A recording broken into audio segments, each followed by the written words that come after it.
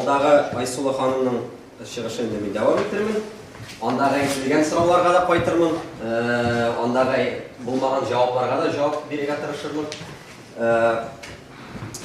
Мен әлі бұл шығышқа әзірлеген уақытта интернет бойлап та, китаптар бойлап та ізледім. Біздің нихатты татар ата-бабаларымыз бұл соғышта қатнашқан деп. Бұл источниклардан, шығанақтардан қарасаң, где-то 870 мың татар солдатлары һәм офицерлары катнашкан бу сугышта.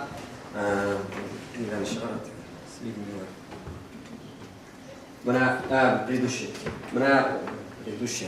сколько погибло, сколько погибло.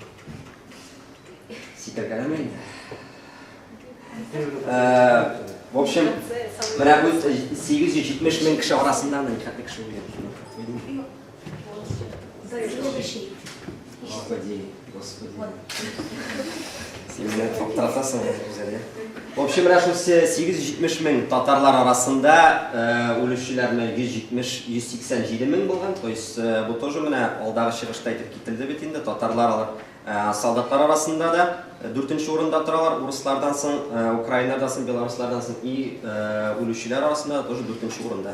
Бізден уже кәмірек анда татарлардан кәмірек еврейлардан соң кита уже бүтен халықлар. Мына шүт кәміреген. Һәм, сколько героев Советского Союза?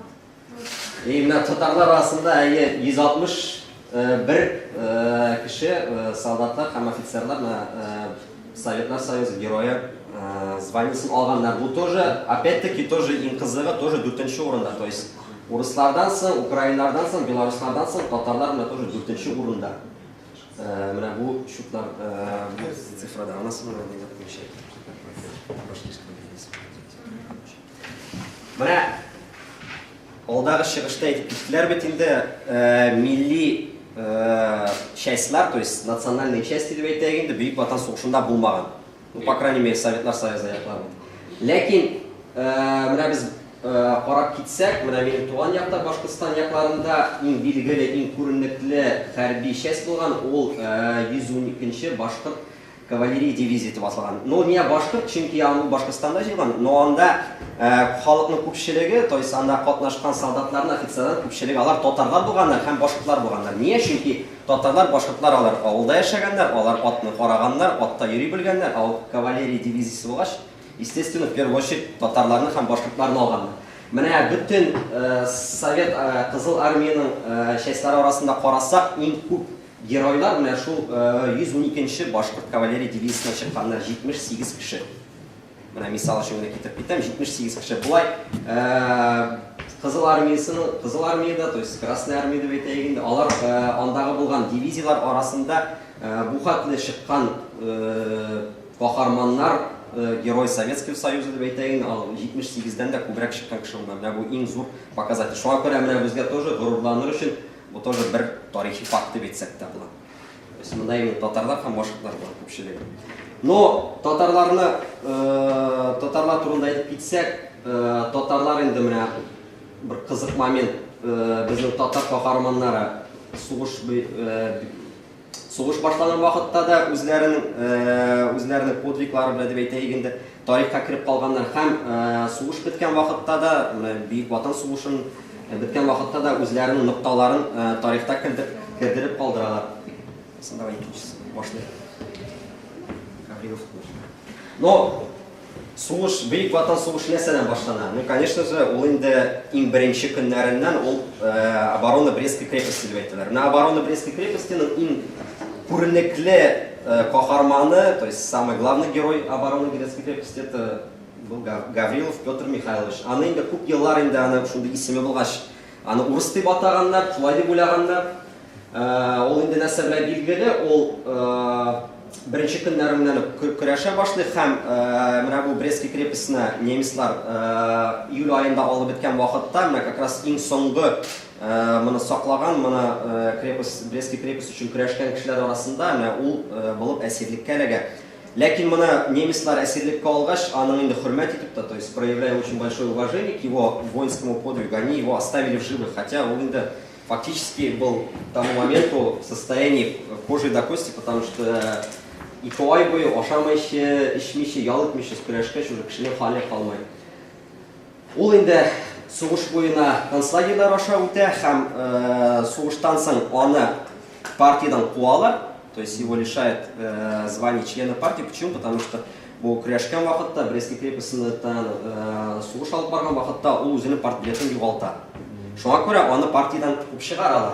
Но, учитывая, что аны инде НКВД чистка үткәргәндән соң аны биографиясын карыйлар, то есть немецлар белән сотрудничать итмәгәч инде, но партиядан куылгач, аны инде как бы почетный ссылкага җибәрәләр Дальний Востокта, андагы япон хәрбиләрнең, япон солдатлары булган лагерьнең инде ул җитәкчесе бар, то есть он становится руководителем вот этого лагеря японских военнопленных. Ул анда инде тоже күп благодарность алалар, чөнки япон военнопленныйларны тиф хиреннән коткара.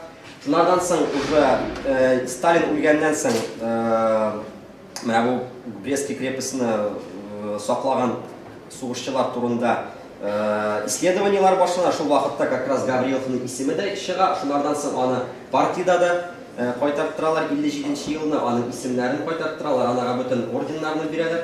Һәм уже бөтен дөнья буйлап, бөтен Совет Союзы буйлап инде аның исеме тарала. 75-нче менә бер кызык кына мисал әйтеп китерәм. 75-нче елны аны Советлар Союзының үзәк телевидениесына, то есть центральный телевидениега чакыралар, анда аны интервью алалар. Һәм шунда диктор әйтеп китә, вот только русский солдат, конечно же, только русский человек мог выдержать 2 месяца беспрерывных боев, не сдаться врагу и так далее. Что әйтеп киткәч, Гаврилов әйтә, нет, извините, я не русский, я татарин по национальности. Ну, шулардан соң инде аны бүтән телевидениега чакырмыйлар. Шундый момент я кызык момент. Анардан соң әйтәчесе. Анардан соң Гавриловтан, юк, Антонов вчера.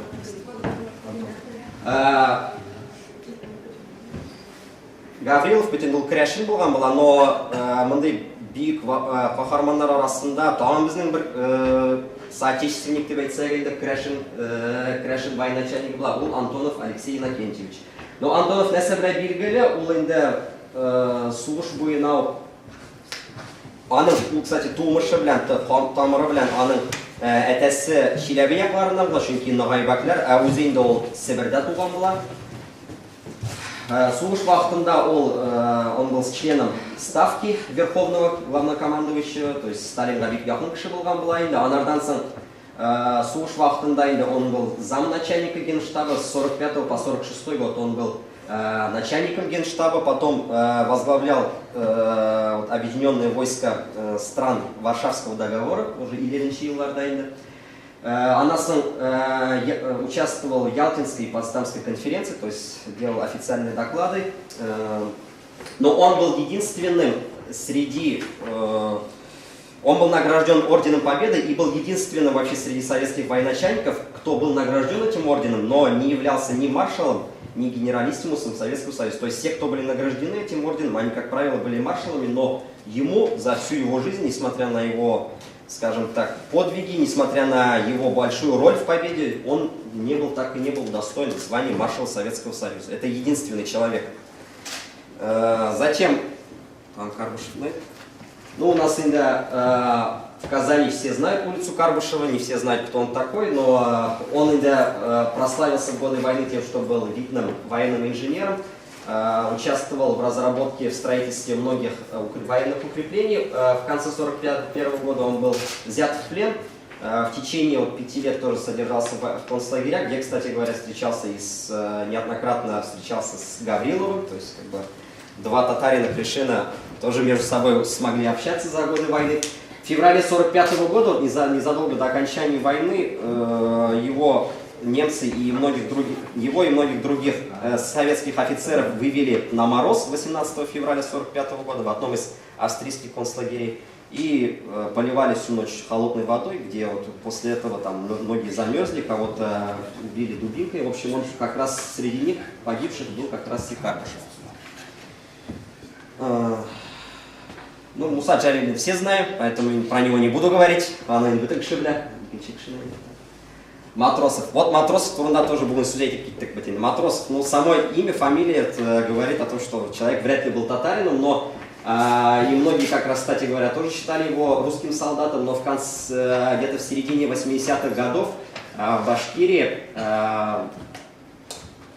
учитель и один исследователь из Училинского района, они начали копать, в общем, занялись исследованием, скажем так, краеведческим, как называют в наше время, и откопали то, что на самом деле Матросов, он был выходцем из деревни Кунакбаева, Учалинского района, то есть Кунакбаев, ол қазіргі күнде енді ол башқұрт ауылы деп атала, ләкин элекеге заманда ол татар ауылы болған, қазіргі күнде дағы яшәгән кешеләр үзләрен татар дип шутлай.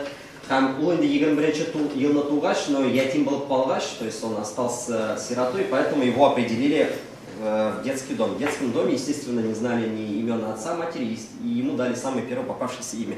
И поэтому он как раз в истории остался под таким именем Александр Матросов, но на самом деле тоже был нашим соотечественником, был татарином, выходцем из Республики Башкортостан. Можно я на секунду добавлю? Дело в том, что вот Александр, смотрите, я недавно версию прочитала, он говорит Шакирьян. Именно Шурадан Шакирьянны, она Шура дегенны очень легко было трансформировать, да?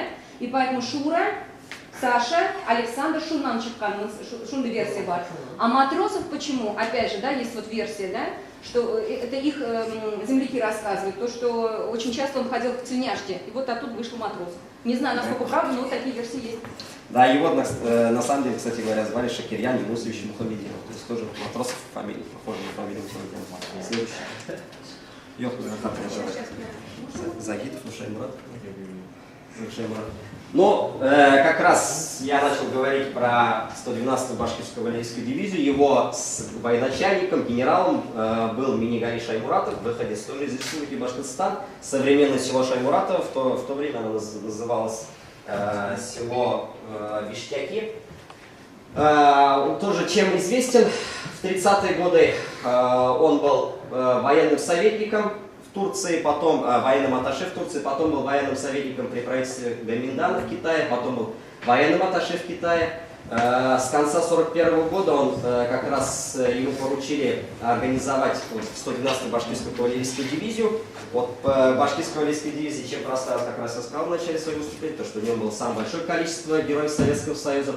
И в 1943 году, вот самый интересный момент, кстати, который, говорят, откопали буквально года полтора назад, тоже наши выходцы из Республики Башкортостан, то, что Минигали Шаймуратов погиб в 1943 году, вот, кстати говоря, в наше время же есть такое понятие, как Дебальцевский котел, то есть, как правило, упоминать в связи с войной на Украине.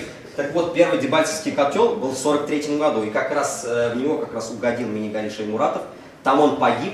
Вот эти все обстоятельства долгое время утаивалось. Почему? Потому что главную вину в гибели Минигали Шаймуратова сыграли донские казаки, которые служили в войсках СС Третьего Рейха. И они после того, как взяли его в плен, они вот, кстати говоря, они все, многие были эвакуированные, скажем так, эмигрировавшие казаки, и они по традиции гражданской войны, они с ним расправились как с таким с коммунистом. То есть у него на теле вырезали звезды, выкололи глаза, отрубили руки, ноги, то есть таким вот именно мучительным образом с ним расправились. То есть, как правило, даже немцы таким образом не расправлялись со своими военнопленными, но учитывая, что это были донские казаки, то есть раньше, когда они воевали за белых, и к нему относились именно как к коммунисту, и таким образом жестко, скажем так, с ним расправились. И вот этот факт долгие годы именно умалчивался, именно из-за того, что как бы наши же граждане участвовали вот в гибели такого героя. Но вот как раз буквально года полтора назад сняли про него документальный фильм, где вот эти все факты были всплыли.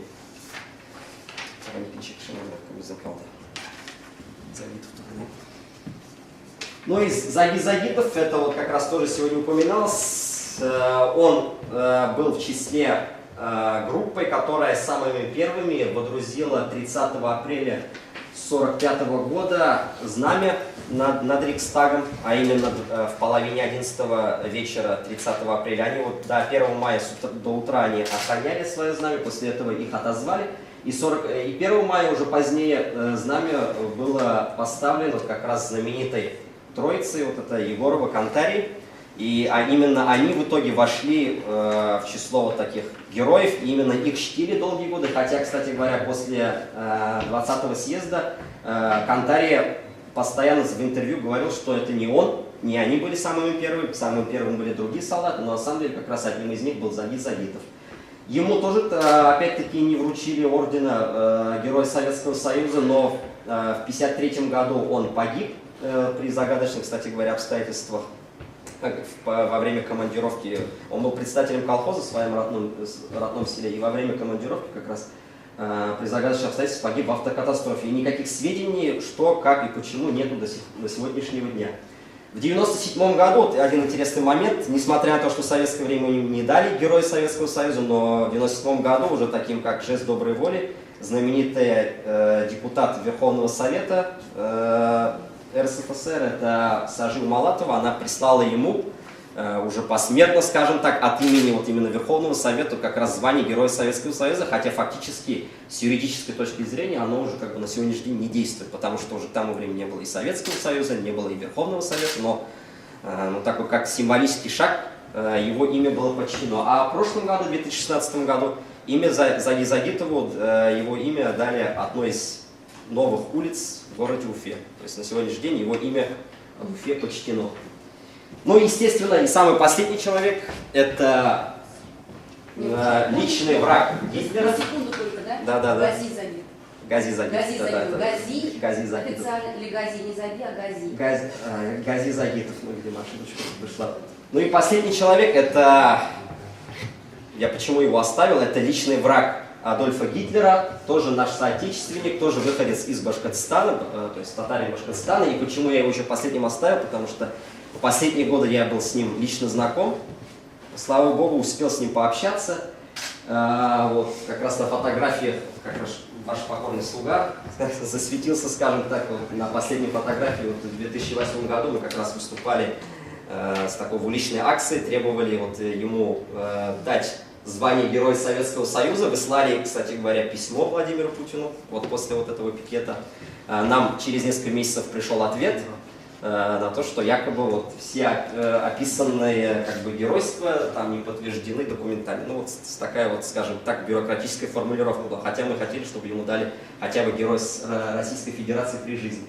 А вообще он чем знаменит? Тем, что он в годы войны, скажем так, был разведчиком, военным разведчиком. И, кстати говоря, он на этой ниве так прославился, что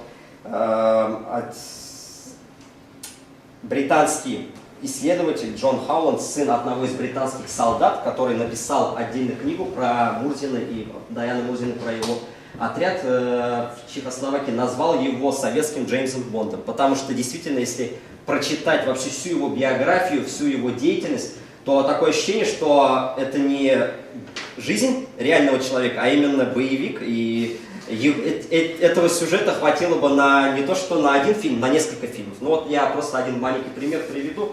В 1941 году он оканчивает Рижское военное училище, и вначале его закидывают, как скажем так, как шпионом, как разведчиком, уже через фронт он попадает в плен и попадает в Туркестанский легион. Там он ведет подпольную работу, после этого попадает в знаменитый легион Идель-Урал. И благодаря его агентурной работе, кстати говоря, Даяна Мурзина, несколько частей Туркестанского легиона и легиона Идель-Урал после этого уходят к партизанам, то есть отказываются воевать за Третий Рейх и уходят партизаны. После этого его закидывают на Западную Украину в конце 1943 года, где он поднимает партизанское движение, опять-таки тоже благодаря ему. Затем, затем его снова отзывают, и в 1944 году его закидывают на территорию современной Чехии и Словакии, где он возглавляет партизанский отряд интернациональный. Кстати говоря, когда я с ним тоже общался, он как раз именно подчеркивал, что это именно интернациональный отряд. Там были, помимо прочего, помимо чехов, словаков, татар, русских, там были даже немцы-коммунисты, то есть те, которые тоже воевали против Гитлера. И на этой почве он тоже смог очень сильно прославиться, таким образом, что слава о нем дошла до самого Гитлера. Почему? Потому что они смогли организовать несколько нападений на военные базы немцев, хотя, кстати говоря, чехи вообще не воевали до прихода Даяны Мурзина, они вообще не оказывали никакого сопротивления вооруженного Третьему Рейху. Даже, кстати говоря, есть такой анекдот, когда там встречается поляк с чехом, и поляк как раз рассказывает, вот я вот воевал там в составе армии Краевой, воевал с немцами и так далее, и после этого чех говорит: о да, отлично, хорошо, и поляк спрашивает: а вы что делали? Он говорит: а нам нельзя было воевать, это было незаконно. В общем, это имеется в виду смысл шутки в том, что чехи вообще не оказывали никакого вооруженного сопротивления до прихода Даяна Мурзина. Даян Мурзин смог ликвидировать главу вот этого протектората Чехии и Богемии, как там, Богемии и Моравии, то есть фактически ставленника Третьего Рейха вот на территории современной Чехословакии. Затем он смог в 1945 году пленить генерала Дитриха фон Мюллера, тоже очень известного на тот момент. И слава о нем дошла до Гитлера, и Гитлер его причистил, как бы такой, дал ему, скажем так, неофициальное звание своего личного врага. За его голову живого Даяна Мурзина он предлагал 3 миллиона рейхсмарок, а за голову мертвого предлагал 2 миллиона рейхсмарок. И для того, чтобы поймать Даяна Мурзина, Адольф Гитлер отправил на его поимку своего самого любимца, скажем так, самого главного Джеймса Бонда уже Третьего Рейха, это Отто Скорцени, то есть того знаменитого, скажем так, нациста, который в свое время смог освободить и Бенито Муссолини из американского плена. Отто Скорцени тоже провел военную операцию, и тогда, когда установили местоположение Даяна Мурзина, на это место скинули несколько авиационных бомб. Все его соратники погибли, но Даян Мурзин был ранен, он переплыл через реку, спрятался под ветками, и на этой территории рыскали немцы, но его не нашли.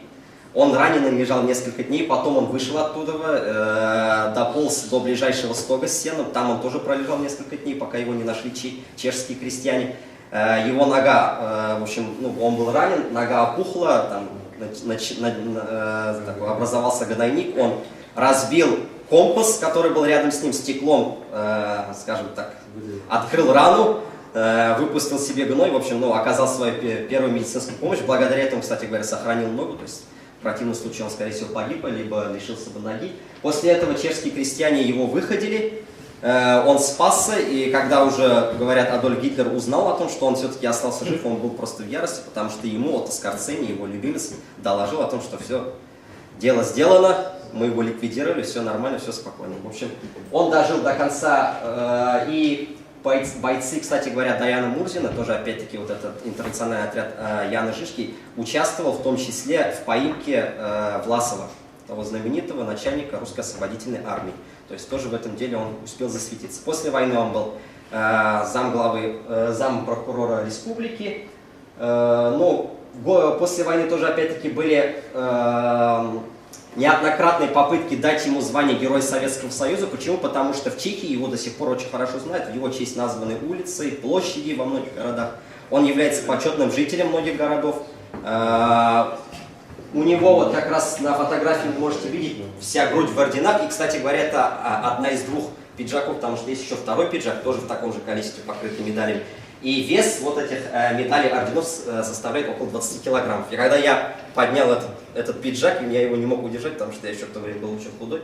Студент, голодный, но имеется, был еще голодный студент, мне было очень тяжело его просто в руки поднимать. А он всю жизнь с таким количеством медалей проходил, то есть в Чехии его до сих пор знают и помнят. А у нас как бы в России, вот я же говорю, когда мы отправляли запрос в Кремль и другие, в советское время это было, в российское время тоже многие отправляли, почему-то все время приходили отписки, что якобы вот эти все его похождения, все и так далее, это как бы не доказано. Хотя, на самом деле, если бы в Чехии это было не доказано, то в Чехии бы, наверное, чужого абсолютно для них человека не стали бы прославлять. Но факт остается фактом, что даже при жизни ему не дали героя, и в 2012 году он, к сожалению, уже постарев, умер, так и не получив звание героя. В советское время, кстати говоря, многие связывали это с тем, что он не отказался от своего национального самосознания, потому что в годы башкиризации, то есть когда был первым секретарем башкирского обкома Митхат Шакиров, ему неоднократно поступали предложения для того, чтобы он признал себя как бы представителем башкирской национальности и как представитель титульному этносу, ему обещали подать документы в Москву, но он отказался, и поэтому, кстати говоря, это именно по этой причине и в 90-е годы, когда был президентом Муртаза Губайдулович Рахимов, ему то же самое, именно по этой причине, именно государственные органы, то есть не частные лица, а именно государственные органы, не отправляли вот таких запросов на то, чтобы ему дать орден, точнее звание Героя Советского Союза, а потом Российской Федерации. Но, к сожалению, человек погиб, так и не получив, хотя на самом деле, мне кажется, это даже более важно, чтобы в памяти людей сохранилось. Почему? Потому что очень большое количество тех же, допустим, татар, наших соотечественных огромное количество героев Советского Союза, но большинство из них мы не помним, и кроме татар их и вообще никто не знает. А есть такой человек, как Даян Мурзин, которого нету такого звания, но его знают и татары, его знают и чехи, его знают многие в нашей стране, и за его пределами, знают даже Британии, далекой Британии. То есть, мне кажется, это даже, видимо, Аллах специально распорядился, чтобы вот такие, скажем так, пускай даже не с государственной точки зрения, а именно, пускай даже именно народная любовь жила у него в веках и при жизни, и после его смерти. В принципе, у меня все. Я, Ильнар, тебе желаю, чтобы ты стал научным консультантом фильма. Да, я на музее, да. Но если снимут, да. Было бы хорошо. Кстати говоря, в его честь сняли документальный фильм. Он есть, правда, я, к сожалению, смотрел. 13 приключений на Оскар. Обязательно. Виктор Рахматуллин.